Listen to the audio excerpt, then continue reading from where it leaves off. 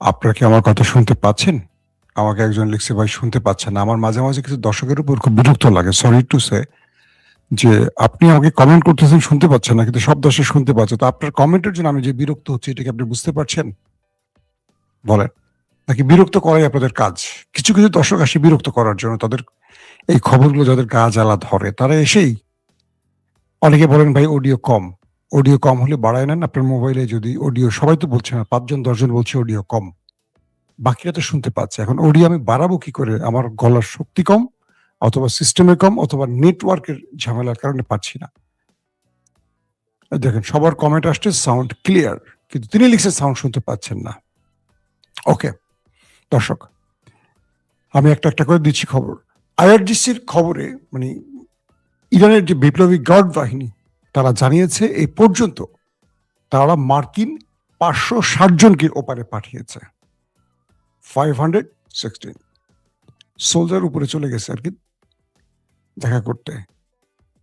এটা আমার কথা না, এটা আইআরজিসির মুখপাত্র বা আইআরজিসির পক্ষ থেকে তারা জানিয়েছে এ পর্যন্ত তারা সপ্তম এবং অষ্টম ধাপে যে অ্যাটাক করেছে এ পর্যন্ত তাদের কাছে লেটেস্ট আপডেট হলো তারা ৫৬০ জন মার্কিন সেনাকে ওপারে পাঠিয়েছেন দেখা করতে।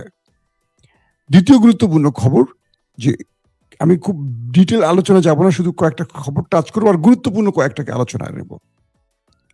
সবচেয়ে বেশি এখন ধোলাইটা হচ্ছে আরব কান্ট্রিতে মার্কিন ঘাঁটিতে।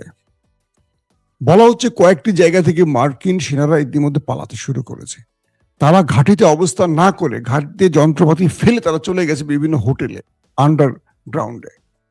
আবার সেখানেও ইরান খোঁজ নিয়ে ধোলাই চালাচ্ছে। যারা অভিজাত হোটেলগুলোতে আশ্রয় নিয়েছে সেই হোটেলগুলোতে আবার মিসাইল ড্রোন অ্যাটাক চালাচ্ছে ইরান।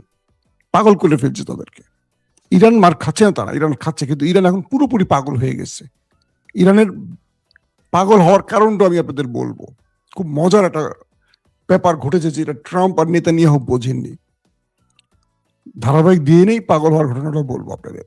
এক, কুয়েত এবং বাহরাইনে মার্কিন ঘাঁটির কার্যক্রম বন্ধ হয়ে গেছে, কারণ বাহরাইন এবং কুয়েতে এত ম্যাসিভ আকারে ইরান অ্যাটাক করেছে, তাদের ঘাঁটিগুলো মোটামুটি লন্ডভন্ড করে ফেলেছে, কিচ্ছু অবশিষ্ট নাই, শুধু সব পুরে ছাই হয়ে গেছে।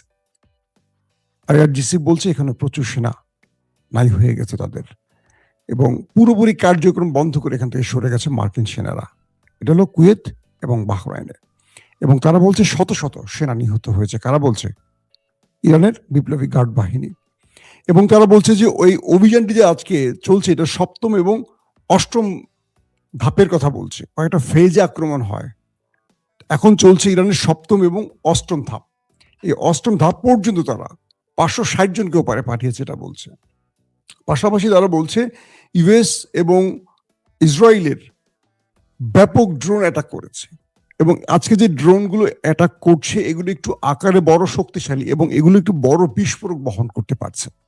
আইআরটিসি বলছে ইউএস এবং ওই দেশটির মধ্যে, ইউএস এবং তার ওস্তাদের দেশের মধ্যে ব্যাপক ড্রোন এবং মিসাইল অ্যাটাক করা হয়েছে আজকে। এতে করে এই অ্যাটাকের ফলে দুই দেশের মানে আমেরিকার তো ভেতরে না, আমেরিকা হলো যেগুলো আরব কান্ট্রি বা ২৭টি তার যে ঘাঁটি সেই ঘাঁটি, আর ওইখানে ওদের দেশের মধ্যে তেল আবিবের ভেতরে, হাইফার ভেতরে সহ আরো অনেকগুলো শহরে ম্যাসিভ আকারে আক্রমণ এখন চলছে, অব্যাহত আক্রমণ চলছে। এবং এখন পর্যন্ত এইবারের ক্ষেত্রে ইরানকে দেখছি যে ইরান কথা বলছে কম। এতদিন ইরান কথা বলতো, এবার ইরান কথা বলছে না, শুধু মেরে যাচ্ছে, চুপচাপ করে মেরে যাচ্ছে, প্রচার করছে না আমরা এটা করছি ওটা করছি, খুব কম বলছে।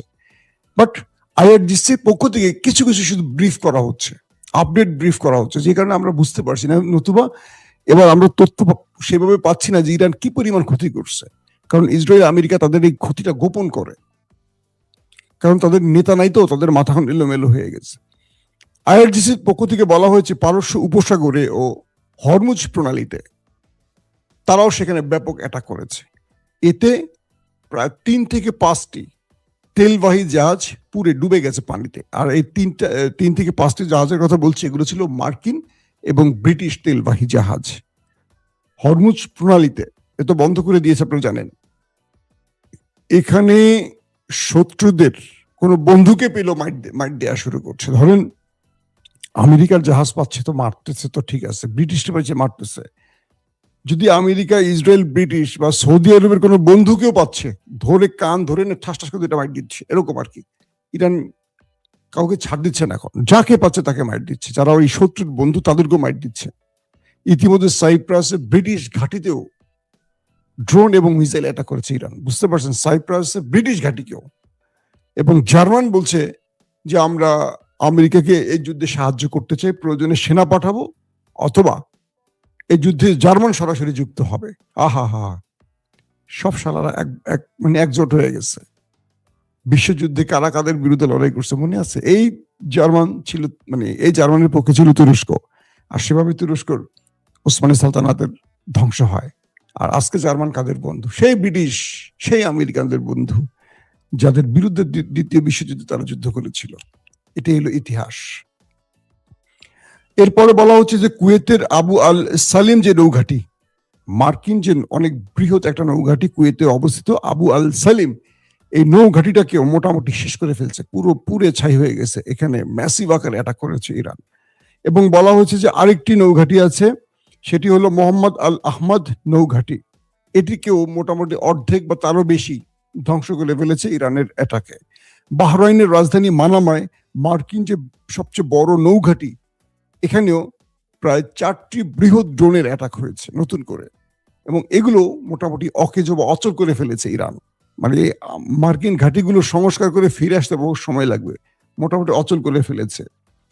আর আজকে সবচেয়ে বড় যে খবর, আমি যাবো তার আগে আরো কয়েকটা খবর দিই। কুয়েতে একাধিক মার্কিন যুদ্ধ বিমান ভূপাতিত হয়েছে, একটি নয় একাধিক, এবং বেশ কজন পাইলট পাকড়াও করা হয়েছে। তারা যখন মাটিতে পড়েছে প্যারাশুটে বা কোনোভাবে, এদেরকে কুয়েতিরা ধরে আগে উত্তম মাধ্যম দিয়েছে। চিন্তা করতে পারেন, কুয়েতের সরকার হলো আমেরিকার পাপেট, দালাল, কিন্তু কুয়েতের জনগণ যখন দেখলো যে পাইলট আকাশ থেকে পড়ছে, সবাই ধরে আগে পেটান শুরু করছে ব্যাপক আকারে মার্কিন পাইলটরা। তার মানে সরকার ওদের দালাল হতে পারে, জনগণ আমাদের মতোই। আমরা আসলে একটা জিনিস বুঝলাম যে জনগণ কখনো গোলাম হয় না, হয় সরকার গোলাম। যে বিএনপি গত 15.5 বছর আওয়ামী লীগকে ভারতের গোলামির কথা উল্লেখ করেছে, এখন আমরা দেখতে চাই সেই বিএনপি কি করে। দেখছেন তো কম বেশি নাকি? রাষ্ট্র যখন ক্ষমতায় বসে গোলাম হয়ে যায়, মানে সরকার গোলাম হয়ে যায়, জনগণ কখনো গোলাম হয় না। জনগণকে ঋণের বোঝা কাঁধে দিয়ে গোলাম বানিয়ে রাখে সরকারগুলো। আসেন তারপরের গুরুত্বপূর্ণ খবর। আরব আমিরাত, সবচেয়ে বড় বিস্ফোরা মধ্যপ্রাচ্যের, এইটারে তো মোটামুটি তুল কালাম পিটান পিটাইছে ইরান সমানে। এটা রাডার, সবচেয়ে বড় যে রাডার সিস্টেম, এটাকে অচল করে দিয়েছে ড্রোন এবং মিসাইল অ্যাটাকে। এখন আমেরিকা আর আরব আমিরাত চোখে কিছু দেখে না, কানা হয়ে গেছে। এই সুযোগে ইরান টার্গেটে গিয়ে হিট করছে। আরব আমিরাতের কোথায় কোথায় মার্কিন সেনারা আশ্রয় নিয়েছে, কারণ ঘাঁটি থেকে তো তারা পালাইছে। ইতিমধ্যে ঘাঁটি ক্লোজ করে তারা পালাবার দিকে ছুটছে আরব আমিরাত। যেখানে যেখানে তাদের সন্দেহ আছে, এটা ইরানের জনগণ তো এখানে আছেই, আবার মধ্যপ্রাচ্যে তো মুসলিমরা আছে, সব তো মুসলিম কান্ট্রি, এখান থেকে ইরানকে তথ্য দিয়ে দিচ্ছে, বা ইরানিদের মাধ্যমে তথ্যগুলো তারা পাচ্ছে যে কোন কোন হোটেলে আমেরিকার আশ্রয় নিছে। বাস, চেহারা তো কালার কাটিং তো বোঝেন, আলাদা বোঝাই যায়। ইরান সেখানে সেখানে অ্যাটাক করতেছে। এখন সব জায়গায় তো আর ওদের আকাশ প্রতিরক্ষা সিস্টেম নাই। এর মধ্যে পৃথিবীর সবচেয়ে বৃহৎ উঁচু ভবন বা দুবাইয়ের বুর্জ খলিফাতে হিট করা হয়েছে, বাট সেটা ইন্টারসেপ্ট হয়ে গেছে। তো আমি একটা ভিডিওতে দেখলাম, বুর্জ খলিফাকে টার্গেট করে যে ড্রোন মারা হয়েছিল সেটি ইন্টারসেপ্ট করা হয়েছে, বাট কতক্ষণ জানি না। এটা মোটামুটি থাকবে না হয়তো, আমরা আশা করি এটাও মাটির সাথে মিশে যেতে পারে যেভাবে অ্যাটাক চলছে। আসছি গুরুত্বপূর্ণ খবর। সৌদি আরবের সবচেয়ে বড় তেল শোধনাগার আরামকোতে ইরান ড্রোন অ্যাটাক চালিয়েছে। এখন সেটা দাউ দাউ করে চলছে পৃথিবীতে। এই আরামকোর মাধ্যমেই সৌদি আরব আজকে অর্থনৈতিকভাবে এই জায়গাটা দাঁড়িয়েছে। সৌদি আরবের সবচেয়ে বড় তেল কোম্পানি, সেটা শোধনাগার, আরামকোর যে শোধনাগার, সেখানে ইরান অ্যাটাক করে জ্বালিয়ে দিয়েছে। আমার একটা জিনিস মাথায় আসছে না যে ইরান